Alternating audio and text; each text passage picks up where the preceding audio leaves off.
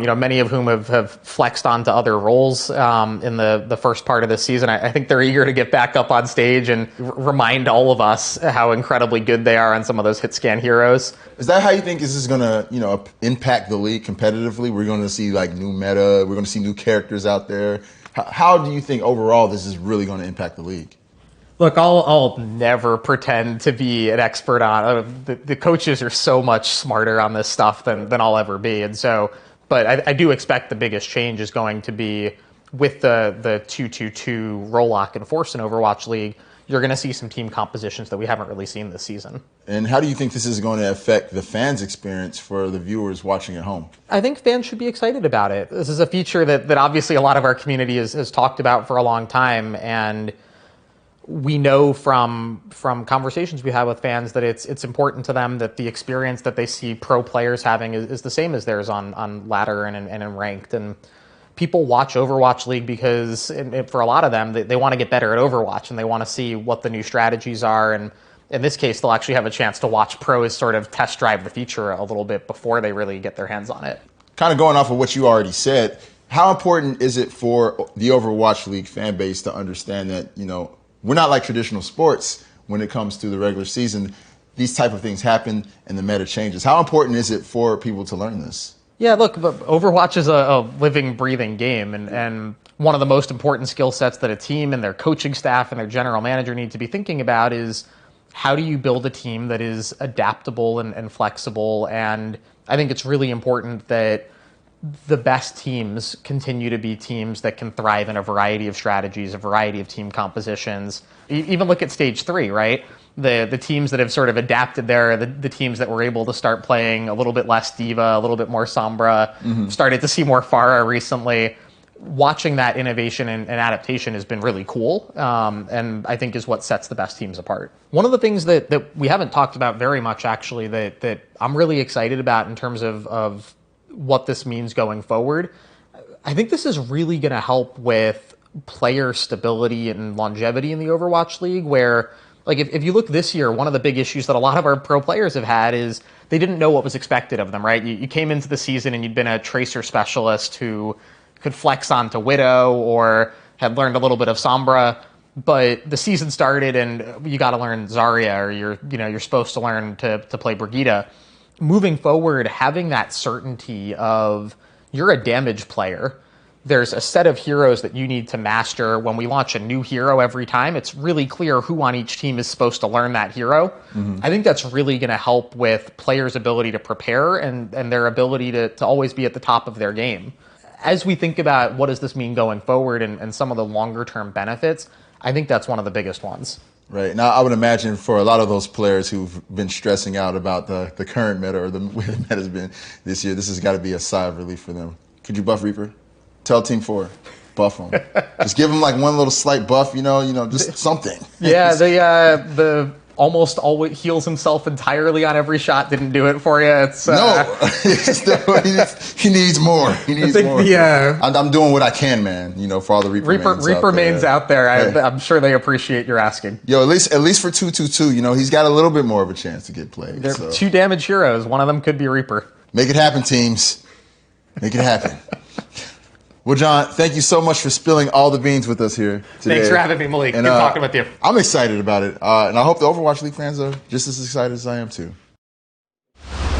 I'm with you, Malik. I can't wait to not have 6 DPS in my platinum games, in my gold games especially. But guys, we got to talk about this because with any major change, there's always going to be some critics. But Sideshow, are you buying the league's answer for doing it right now? Generally speaking, yes, I think so. Listen, there are going to be major shakeups in the league. And it's possible that we'll see a team like Guangzhou, for example, end up winning the entire league after failing in the first 3 stages. It might make the league feel like the first 3 stages weren't as important. But I think the whole of esports are run by the developers. And if the developers of Overwatch believe that this is better for the game in terms of the balance, in terms of the player experience, then I think the league has to mirror it. Whatever is going on in the live server, I agree with John, that it really has to be mirrored inside the league so that you have that cohesive experience for everybody here. We're coming from a game as well where the competitive scene was pretty much dismantled because of the fact that it didn't mirror the actual game as well. I mean, we've seen this happen in a lot of other games. RIP TF2. Exactly. Like this is it's necessary at this point. Honestly, if it's moving forward to the game, the league needs to mirror it. Otherwise, there's going to be it's a lot worse. Trust me, guys, it's a lot worse. And I think he made a fantastic point there in the interview, saying that the best team should be the one which can play different things. It shouldn't be you mastered one single composition and now you're on the top and that's that. I do think that a truly top tier team should be the one which can adapt to different situations. All right, well, we know how these analysts feel about 2-2-2 in the Overwatch League, but what about the pros? When we come back, the league's biggest stars share their thoughts on Rollock and how the game is changing forever. This is Watchpoint Stage 4 Preview, presented by State Farm. The Overwatch League is brought to you by T-Mobile, now connecting 99% of Overwatch League fans. Catch your league on America's network, T-Mobile.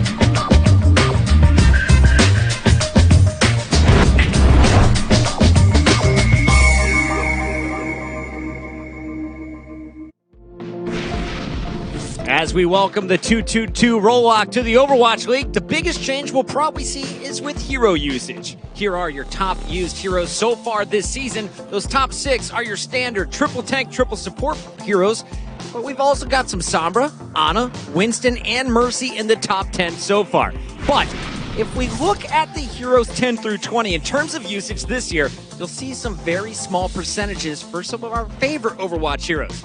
But you have to expect that with Rollock, we may see the rise in playtime for these and possibly other heroes. So Sideshow, which hero are you most excited to see the return of? Okay, well, last season we had so much fun watching the greatest Tracer players in the world do battle. Oh, yeah. And I want a meta where that kind of comes back. Let's not have it like last year where it was dominant the entire time. Not that we can control it, but who knows? I would love to see some of the most incredible Tracer players retake the stage. Striker and Sabiol, Prophet hitting ridiculous shots as well. And maybe some of our newer players that were picked up because of their Tracer ability and have yet to really be able to show that on the main stage. It's such a fun hero to watch. And Brigitte just stomped it into the dust this year. Brigitte is gone crap, is what I'm going to be seeing right now. But you know what I'm going to be picking. The Bridowmaker. Bren, please switch off DPS. Many names I go by, but the Brenji is the one that was reigning supreme. No, You know what I mean? 2018 was a rough year in ranked. I want to see the Genji back in.